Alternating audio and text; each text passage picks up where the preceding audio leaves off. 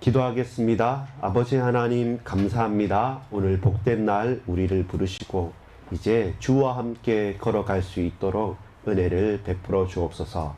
하나님을 알고 힘써 알며 그 가운데 우리의 죄악과 죄 속에서 구원하신 예수 그리스도의 복음을 붙들고 그 언약 속에서 늘 매일 새롭게 갱신하고 돌이키며 회개하는 가운데 하나님의 자녀답게 당당히 걸어갈 수 있도록 오늘 또한 우리에게 은혜를 베풀어 주시고 특별히 우리의 자녀들과 후대들에게 하나님께서 세밀하게 이끌어 주옵소서. 예수 그리스도 이름으로 간절히 기도합니다. 아멘. 여러분 반갑습니다. 우리 신앙의 핵심이라고 하면 우리의 신앙의 대상인 우리를 이끌어 주시는 하나님을 아는 것입니다.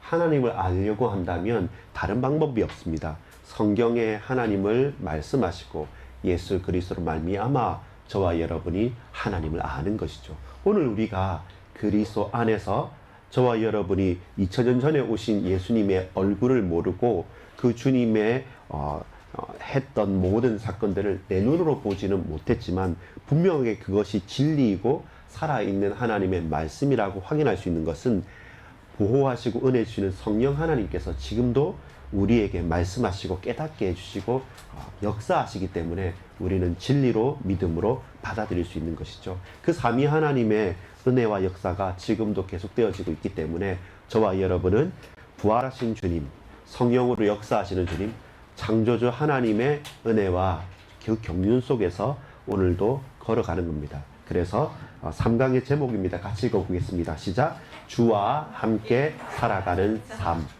주와 함께 살아가는 삶.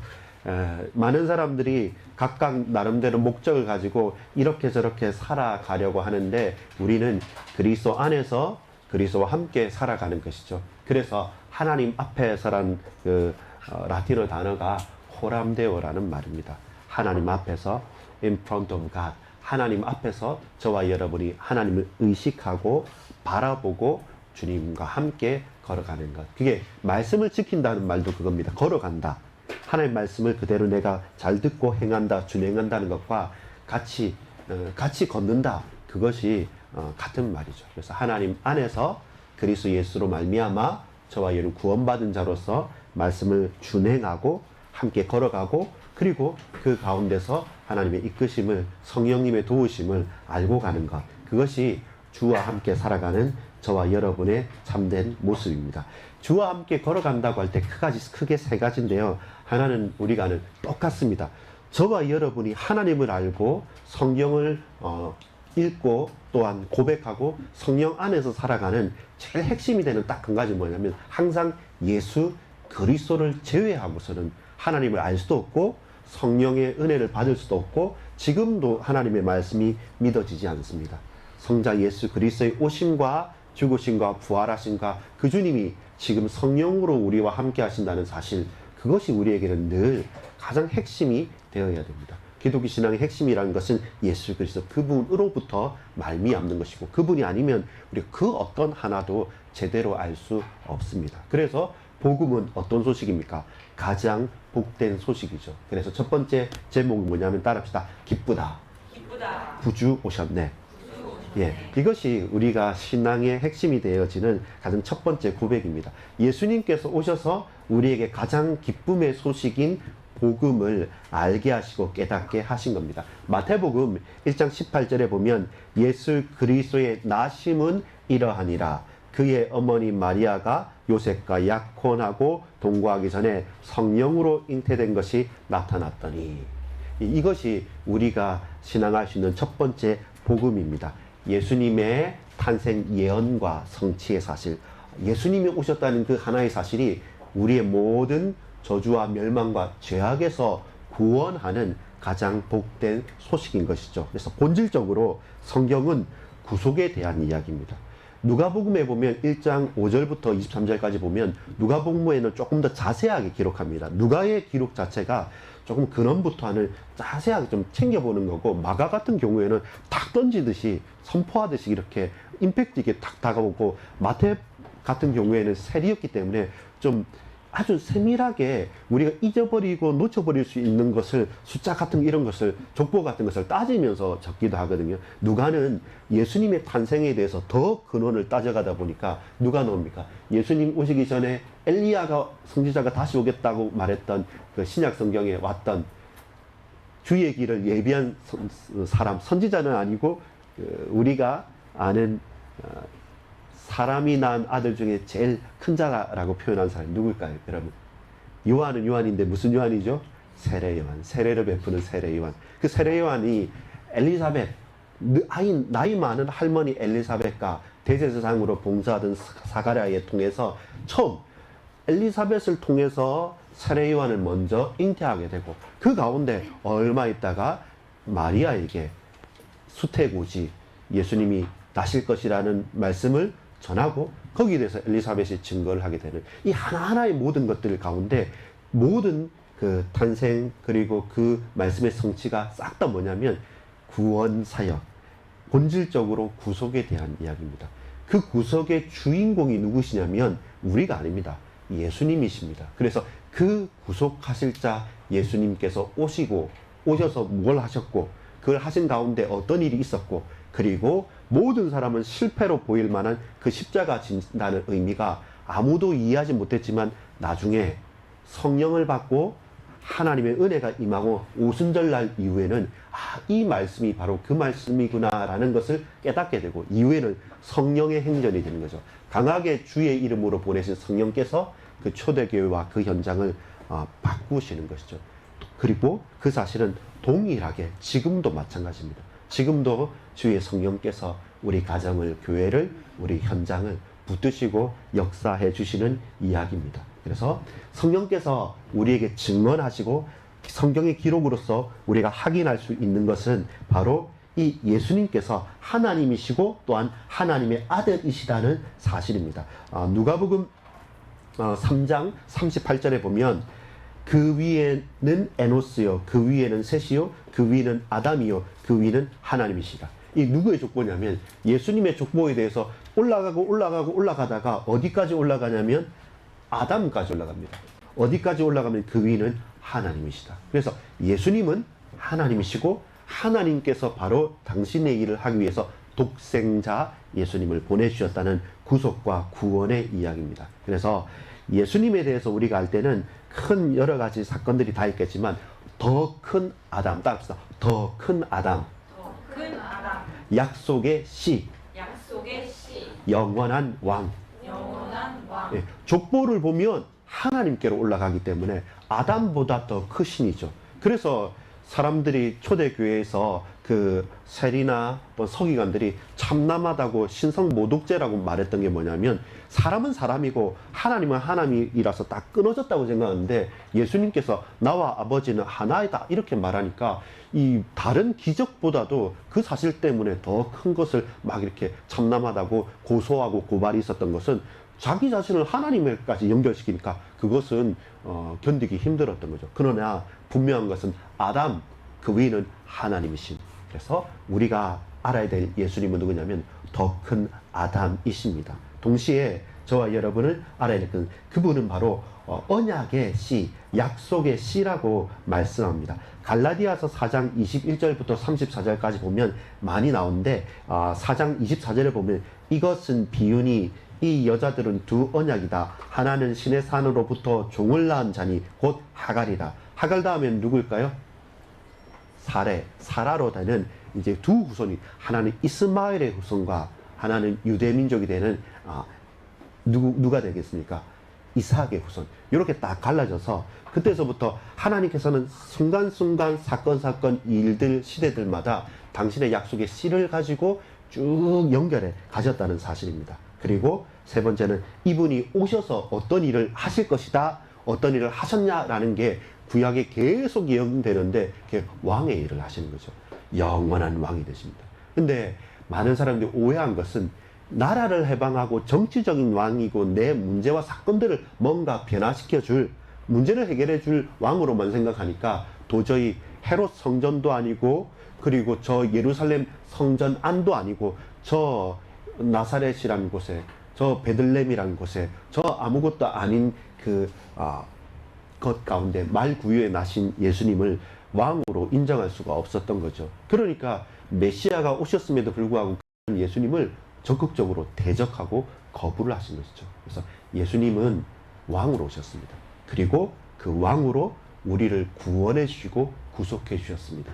그 사실을 저와 여러분이 딱 알아야지만 우리가 항상 하나님은 의롭지 못한 인간들을 통해서도 그들을 구원하기 위해서 그리스도를 보내주셔서 그들을 어떻게 의롭다 칭해 주시는 겁니다. 그래서 모든 근원은 예수 그리스도로 말미암아 구원받은 하나님 자녀에 주신 축복이란 사실. 그래서 우리에게는 예수님에 대한 소식, 이 모든 것들이 그의 나심과 죽으심과 부활이 가장 기쁜 소식. 그래서 기쁘다 구주 오셨다 이렇게 선포하고 고백할 수 있는 겁니다. 이게 우리가 처음 봤던 이야기의 전반적인 부분이라면, 이제는 예수님이 누구시냐라고 할 때 예수님은 주님이십니다. 나의 주인이신 것이죠. 나의 왕이고 나의 주님. 성경에서 예수님이 그렇다고 표현해 놨는데 나하고 아무 상관이 없다면 저와 여러분은 말 그대로 버려진 사람인 것이죠. 우리는 예수님을 나의 구세주, 주님, 나의 왕이라고 고백할 수 있습니다. 또한 그렇게 고백해야 됩니다. 왜 그렇습니까? 예수님은 죽음을 주관하십니다. 그래서 초대교회의 극변한 최고의 사건이 뭐였냐면 부활 사건이었습니다. 예수님의 십자가와 예수님의 권능과 기적 가운데 무리들은 왔다 갔다 하면서 막 오가고 소리 소문은 많았고 환난과 핍박 가운데서 이런저런 웅성거림은 많았지만 생을 걸고 근본적으로 모든 것들이 바뀌는 사건이 결국 부활 사건입니다. 그 부활을 체험하고 오순절 성령 강림을 확인하고 그 가운데 증인되고서부터는 인생이 바뀌어지는 거죠. 그건 우리가 제일 잘 아는 베드로의 인생을 보면 알게 됩니다. 베드로는 처음부터 왈가닥이고 충동적이고 또 열혈 청년이고 뭔가 가지고 있는 사람입니다. 근데 그가 부활하신 주님을 만나기 이전, 이후, 그리고 예수님을 만나서 더 이상 물고기 낚는 어부가 아니라 사람 낚는 어부가 되고 난 이후에 제자로서의 삶, 그리고 그 성령 충만을 받고 난 다음에 바울이 세우시기 전까지 또 예루살렘 교회의 지도자로 하는 모든 인생 전체를 봐서 나중에 순교하는 데까지 보면 결국 가장 결정적인 것은 그에게 부름받는 사건과 그리고 주는 그리스도시요 살아계신 하나님의 아들이시라는 그 신앙 고백할 때까지도 결국 그는 긴가민가 혹은 왔다 갔다 하던 사람이었지만, 그러나 부활하신 주님을 직접 만나고 내 어린 양을 먹이라, 치라, 다스리라고 했던 그 고백 이후에 베드로는 사신 달라지는 겁니다. 그래서 우리에게도 그와 똑같은 경험은 아니더라도 정말로 예수님이 지금도 살아셔서 나와 함께 계시고 성령으로 역사하신다는 그 부활의 능력을 경험하는 것이 우리 인생의 가장 결정적인 경험이 되고 응답이 되어야 할 겁니다. 그래서 예수님은 죽음을 주관하고 다스리고 계신 겁니다. 그래서 참 놀랍게도 복음서들을 자세히 읽어보면 어떤 일이냐면, 사람들이 볼 때는 예수님께서 로마에 대항하다가 본디오 빌라도에게 재판을 받고 십자가에 달렸다고 생각하고, 또 유대인들의 관점이나 이스라엘의 관점에서는 뭐냐면 이런 거예요. 아니, 예수님께서 무리들을 막 이렇게 많이 모아서 그들을 대항할 만큼 이제 왕으로 삼자라고 했는데 결국에는 후대다가 실패를 하고 그 유대인들의 율법 가운데 그들은 고난을 받고 그리고 망했다라고 하는데, 여러분 자세히 읽어보면 예수님께서 원했다는 말이 생각이 더 우리에게는 인상이 남습니다. 반드시 예수님께서는 십자가에 달리시기 위해서 계속 사람들에게 더 보이신 것이고, 또한 잡히시기 위해서 그 마지막 최후의 만찬을 할 때도 계속 본인을 드러내시고, 유다가 이렇게 잡으려고 오고 다 했을 때도 또 입을 맞추고 내가 여기 있다 이제 잡아가라 라고 말하고, 또 전투를 하려고 베드로가 칼을 뽑을 때도 그거 내려놓으라 라고 말하면서 그들 잡으러 왔던 이 사람들한테도 내가 낮에 너희들하고 있었는데 왜 밤에 도둑잡이처럼 오느냐 라고 하면서 이상하게 그 모든 것들을 이미 다 알고, 이것은 로마의 군인에게도 저것은 저 있는 종교 지도자들에게도 아니라 내가 스스로 원해서 피하고 싶은 잔이고 육신으로는 고난당하지만 하나님께서 내게 맡기신 거기 때문에 어떻게 보냐, 아주 적극적으로 십자가 달리기 위해서 하나하나 사건 가운데 또 선택하시고 또 선택하셨던 겁니다. 그래서 죽음을 결코 당하신 것이 아니라 그 죽음을 주관하고 계시고, 또한 예수님께서는 지금도 이 몸된 교회와 그리고 성령으로 저와 여러분을 세워가고 계시는 겁니다. 그때 끝난 게 아니라 지금도 성령으로 말미암아 우리와 함께 계시고, 예수 그리스도에 세우신 반석 위에 신앙의 고백 위에 세우신 이 교회와 또 몸된 가정들과 현장들을 그리스도께서, 그리스도의 몸으로 그리스도께서 지금도 예수님께서, 부활하신 주님께서 다스리고 계신다는 사실. 우리 가정의 주인도, 우리 교회의 머리 되신 분도 예수 그리스도, 그분 한 분밖에 없다라는 고백이 우리 참된 인생의 고백이 되기를 소망합니다. 그래서 이제 우리는 예수 그리스도의 제자로 살아가는 것이죠. 사람들은 존중하고 함께 배려하고 사랑하는 존재입니다. 그것이 맞죠. 더 이상 우리가 의지할 이유도 없습니다. 부모와 자녀가의 관계도 신뢰하고 사랑하는 관계이지, 우리가 전적으로 의존하고 의지하기보다는 사실은 더 장성해 가야 돼요. 각자의 인격으로 장성해 가서 함께 우리가 대화하고 기도하고 서로 같이 마주 앉아서 기도할 수 있는 그 동역자로서의 관계가 하는 것이 건강하고 필요합니다. 부부 관계도 마찬가지고 인간관계도 마찬가지고 대등하도록 그 인격을 존중해 주는 것이지, 한쪽으로 쏠리거나 또 한쪽으로 지배해서는 그것은 결코 옳은 관계도 아니죠. 그래서 우리는 그리스도의 제자로, 우리는 동역자로 걸어가는 것이 무엇보다도 필요하고 중요합니다. 자, 이것이 두 번째입니다. 하나는 기쁘다 구주오셨네. 결국 예수 그리스도가 유일한 핵심이다. 두 번째, 이 예수님은 지금 그분이 나와 어떤 관계가 있냐? 나의 주님, 나의 주인, 나의 구세주로서 우리가 제일 겁나하는 게 뭡니까? 죽음인 것이죠.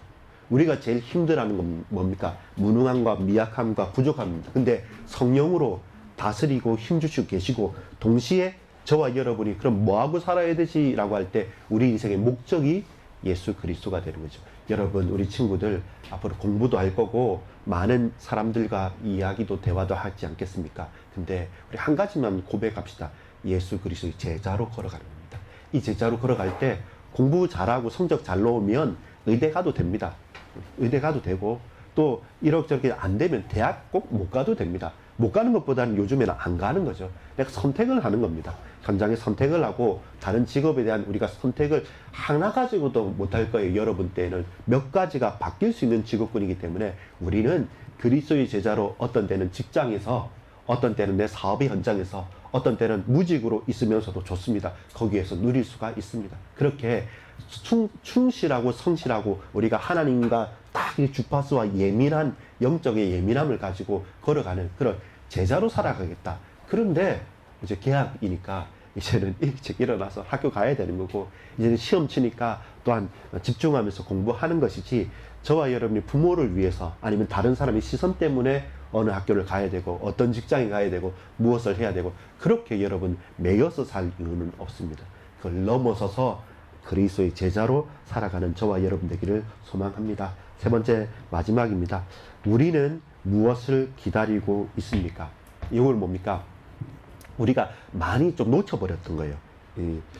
어떤 거냐면 마지막 재림에 대한 부분인데, 왜 재림에 대한 소망이 많이 없었냐고 제가 한번 저도 묵상하면서 기억해 봤는데, 생각보다 과거에는 그 종말 내지는 재림에 대한 관심들이 엄청나게 많았었어요. 그게 어떤 이유가 있습니다. 일제치 하나 우리 민족이 너무 힘들었을 때는 이 땅이 너무 어려우니까 마지막에 소망을 가지고 있어요. 또 마찬가지로 저와 여러분이 유럽이나 미국 교회를 보면 특별하게 불건전한 단체 말고는 별 관심이 없어요. 왜 그렇습니까? 지금이 좋으니까, 지금이 살만하니까.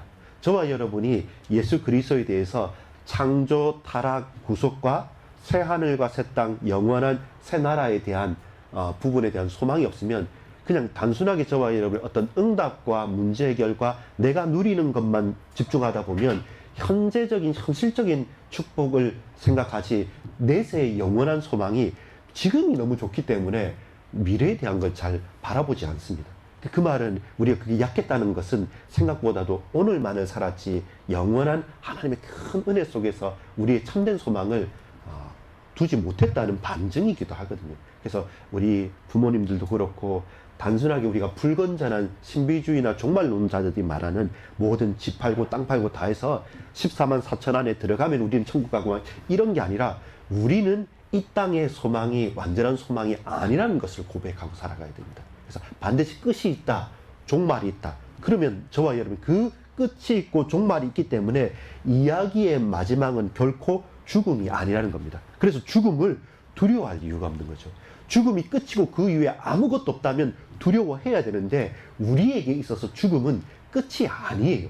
끝이 아니기 때문에 죽음 이유가 영원한 것이 있기 때문에 지금 살아가는 것이 잠시 잠깐이기 때문에 잠시 잠깐 있는 것 가운데서 저와 여러분이 사람과 비교하고 뭐하고 능력 비교하고 이렇게 하면서 그것 때문에 이게 다인 것처럼 그렇게 주저하거나 그렇게 핑계댈 이유가 없다는 것이죠. 소망이 있는 것이죠. 아, 그래? 그래? 그러면 그렇지 하면서 저와 여러분이 용기 있게 말씀을 딱 붙잡고 살 수 있는 것은 지금 땅에 이 영화로운 것이 마지막이 아니라 성경의 많은 부분들은 그 당시 고난스럽기 때문에 미래를 소망한 것도 있지만 사실 모든 것을 다 누렸던 다윗이나 솔로몬 같은 사람도 헛되고 잠시라는 사실들을 고백한 것은 다 해봐도 이것은 만족할 수 없다라는 겁니다. 근데 우리는 다 하다가 솔로몬 왕이 던져버린 배설물과 같이 바울이 던져버린 똥 같은 것에 우리의 인생을 다 드릴 이유가 없다는 거죠. 그래서 우리가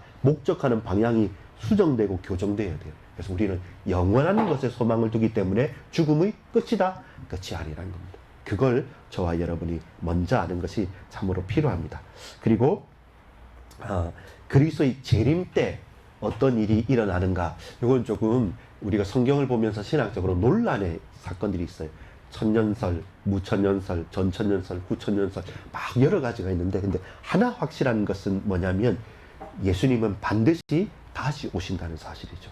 그리고 우리는 그 안에 부름을 받은 사람이란 것, 그리고 오늘을 살아가는 가운데 그 날만을 바라보고 몇 월 며칠인가를 바라보고 살면 오늘을 놓쳐버리잖아요. 반대로 반드시 올 종말에 대해서 그것을 소망을 두지 않고 오늘만 생각하면 우리는 종교 지도자 그 당시에 바리새인들과 똑같아요. 예수님이 오셨음에도 끝이 왔음에도 불구하고 그냥 지금 이대로만 살기 때문에 그 양극단을 잘 판단해야 됩니다. 그리고 마침내 드러날 하나님의 나라 새 하늘과 새 땅은 우리가 상상할 수 없는 놀라운 것이다. 다만 우리 인간의 욕망에 우리가 바라보고 싶은 것은 아니다는 사실.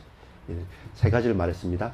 예수님이 여전히 유일한 구세주십니다. 또한 저와 여러분이 바라보고 붙잡아야 될 예수님이 지금 나에게 주인으로, 왕으로, 약속의 씨로, 통치자로 다스리고 계신다. 그러면 저와 여러분은 어디 오늘 살아가지만 항상 우리가 교만하지 않고 겸손할 수 있는 이유, 저와 여러분이 너무 흥분하지 않을 수 있는 이유는 뭐냐면 영원한 것이 있다는 거죠. 그 영원 속에서 잠시 잠깐 사는 오늘이라는 것이죠. 여러분은 좀 어떻게 받아들일지 모르겠지만 그러나 마지막 때와 재림이라는 것은 아주 중요한 주제고 우리가 항상 묵상해야 될 부분입니다. 그렇게 끝을 보고 오늘 살아야지만 우리가 보입니다. 제대로 보입니다. 굳이 우리 교회가, 굳이 우리 가족이 그렇게 사람들이 확 뛰쳐나가는 그것 때문에 왔다 갔다 하지 않아도 되겠구나 라는 내가 살아가야 될 안정적인 틀이 결국 그 종말을 놓고 볼 수가 있습니다. 여러분 실천할 부분 같이 한번 보도록 하겠습니다. 우리 교회는 영적인 디딤돌로 말씀의 실천의 현장으로 가시기 바랍니다. 세 가지 말했습니다. 첫 번째는 우리가 말씀 묵상이라 했습니다. 하나님 말씀을 가까이 하고 묵상하는 것. 그게 성경 처음부터 창세기부터 읽어 나가려면 묵상하는 게 쉽지 않기 때문에 우리는 묵상집도 이용하기도 하고 주일 강단도 바라보면서 하나씩 읽어가기도 합니다. 그런데 더 중요한 것은 여러분 스스로 우리가 말씀을 가까이 하고 묵상하는 게 필요합니다. 그래서 하나 실천사항은 뭐라 했죠? 인물 하나를 택해서 여러분 직접 한번 성구사절 가지고 한번 읽어보고 줄쳐보고 챙겨보면서 이게 생각보다 그렇게 인물 한 사람이 했던 말들과 스토리를 찾아가다 보면 재미있습니다. 그리고 그러면서 이제 또 다른 인물로 찾아가고 그렇게 하다 보면 좀 긴 성경보다는 짧은 성경 한 권을 한번 집중해서 보고 이렇게 최대한 내가 말씀과 가까이 될 수 있는 말씀 묵상의 실천이 개인적으로 중요하다고요. 두 번째는 뭐였습니까? 가정 예배. 창조적이고 창의적인 방법 여러분 좋습니다. 너무 억지로 뭐 각을 딱 잡고 형식적으로 하지 말고 적어도 우리 가정은 매일마다 이 말씀을 가지고 함께 어느 곳에 흩어져 있다 할지라도 말씀이 통하는 가정이 되기를 원한다라는 고백을 한번 찾아봅시다. 그게 여러분 한번 우리 올해 정말로 올해를 마무리하고 앞으로 하반기를 걸어가는 가운데 그것만 뿌리를 깊이 내려도 사실 정말로 든든해질 겁니다. 적어도 우리 가정과 우리 지역에 하나님의 한 교회가 세워질 만큼 정말로 귀한 답이 나올 겁니다. 가정 예배에 대한 믿음의 실천과 도전이 중요하고요. 세 번째, 오늘은 봐야 될 게 뭐냐면, 여러분, 제가 가장 감사를 느꼈을 때, 아니면 가장 간절함을 느꼈을 때, 이때가 언제냐면, 전도라는 것을 생각할 때였습니다. 왜 그러냐면, 한 번은 신학교를 다니고 있다가, 제 고신대 신학과 학부에 3학년 때인가 4학년 때인가 그랬었습니다. 그때까지 우리 가정이 싹 다 예수님을 믿지 않고 저 혼자 다니고 있었거든요. 근데 갑자기 어머니가 그 꿈을 꾸는데 한 일주일 정도 계속 좀 눌렸다. 가위가 눌리더라 이렇게 하시더라고요. 그래서 누가 옛말이 그랬어요. 가위 눌리고 막 이렇게 시달릴 때는 베개 밑에 식칼을 놓고 자야 된다고 해서 그래서 엄마 그러지 말고 내가 기도해 줄게 하면서 제가 그때 그 고신대학교 그 안에 보면 그 중간에 대학교회라는 게 있어요. 그 옆에 보면 조그만 이렇게 냄새나는 골방들 이렇게 기도실이 딱 있습니다. 그런 24시 그냥 한풍기 하나 해놓고 딱 들어가서 기도하는 따다닥 방들이 있거든요. 거기 들어가서 정말 간절히 기도했던 부분이 있습니다. 한 영혼을 놓고 기도할 때 가장 간절해집니다. 또 현장에서 마찬가지입니다. 나는 좀 부족합니다. 근데 우리가 그 설 때가 있어요. 저는 보통 그 교회에서도 제가 여기 제 자리지 않습니까? RGS 있을 때도 제가 요 앞에 제일 앞자리였거든요. 그럼 내 뒤에 내 뒤통수와 내 등을 보는 사람이 있다라는 것을 인정하면 줄 수가 없어요. 늦게 올 수도 없어요. 내 자리가 여기인데 늦게 오기도 참 애매해. 내가 나를 바라보는 사람이 있다. 내가 하는 게 증인이다. 나는 증거다라고 생각하면 달라져요. 왜냐면 그냥 우리 편이고 내가 아는 사람이라 했으면 좀 사실 그러면 안 되지만 쉽게 할 수 있는데 항상 제가 저 편의점 들어갈 때 옥경이 누님 그분을 놓고 봤을 때는 항상 마음을 딱 이렇게 하거든요. 어쨌든 언제 복음을 전할 수 있을까 어떻게 할까 늘 생각을 하고요. 저번에 여러분 이제 머리 했던 그 찬양 잘하는 분 있지 않습니까? 늘 지날 때마다 여름 카페 갈 때 보면 항상 한번 보고 갑니다. 보고 하면 있을 때 보면 또 그 성승 성도님 악수하기도 하고 아직 마음에 아픔이 있는 것은 누구냐면 우리 누구죠? 갑자기 생각이 안 나네. 진짜 마음이 아프네. 예? 김성권 성도님. 예. 저 사실 차단이 됐거든요. 막 전화 계속 하다가 차단을 시켰는데 이게 탁 넘어가가지고 제 전화 웬만하면 전화 안 하려고 그러는데 한 번은 그 사모님 오셨잖아요. 그분께는 안부를 여쭙긴 했었어요. 그래서 지금도 마음이 아프고 아련하고 또한 제가 고추 세워가고 자세를 바로 할 때가 뭐냐면 전도를 생각하고 현장을 생각할 때 저와 쉽게 할 수 없습니다. 그것처럼 우리가 참된 기쁨과 감사와 현장을 내가 전도자로 복음을 전하겠다 생각하면 나의 가까운 형제 자매에서부터 또 혹은 내가 만나는 사람에서부터 이렇게 생각해 보면 우리가 진짜 영적인 성숙과 성장의 바로미터 기록이 되어지기 때문에 여러분 내 삶이 무너져 있고 부족해 있고 뭔가 이 삶에서 어렵습니까? 그러면 그 현장의 사람으로 내가 그 현장에 보냄받은 전도자로 하나님께서 나를 선교사로 보내셨다라는 내 자의식이 그리스도의 제자로서의 삶이 딱 있으면 그 삶 자체도 사실상은 많은 부분이 바뀌게 됩니다. 그래서 나는 현장에 그리스도 예수의 제자요, 그리스도 예수의 증인이다. 어디에서? 학교에서, 학원에서, 내 직장에서. 그 의식을 가지고 살면 뭔가 딱 잡아가지고 영접 기도하자 이게 아닙니다. 그 의식을 가지고 제대로 제자로 산다. 그러면 뭡니까? 우리의 걸어가는 걸음과 자세는 완전히 새로울 것입니다. 그것을 꼭 세 가지 실천을 말씀 묵상, 가정 예배, 현장의 그리스도의 증인이요 제자, 이렇게 살아갈 수 있는 우리 친구들 되길 바랍니다. 특별히 우리 친구들 학교에서, 교회에서, 우리 가정에서 기도하겠습니다. 하나님, 성삼위 하나님과 내가 누구인지 나의 정체성을 알게 하옵소서. 하나님 말씀 속에서 발견하게 하여 주옵소서. 인간의 죄가 얼마나 심각하고, 그러나 하나님의 구원의 약속이 얼마나 놀라움을 알고, 이제 그 속에서 우리가 새롭게 거듭난 하나님의 자녀로 살게 하옵소서. 이제 우리의 현장, 가정과 직장과 학교와 모든 만남 가운데 우리가 할 유일한 한 단어, 한 말씀은 기쁘고 복되도다. 구주 예수 그리스도의 그 이름을 말하고, 이 주님이 나의 주인으로서 오늘도 우리가 마지막 때를, 종말을 알고 매일을 기쁨으로 감사로 살아갈 수 있는 그리스도의 제자요 증거를 가진 하나님의 증인들로 살게 하옵소서. 모든 여러분 성경학교 이후의 시간이 더 귀합니다. 주님 말씀에 하나하나 세밀하게 발견되어지고 고백되어지는 가운데 우리가 예배자로 설 수 있도록, 찬양을 하는 하나님의 자녀로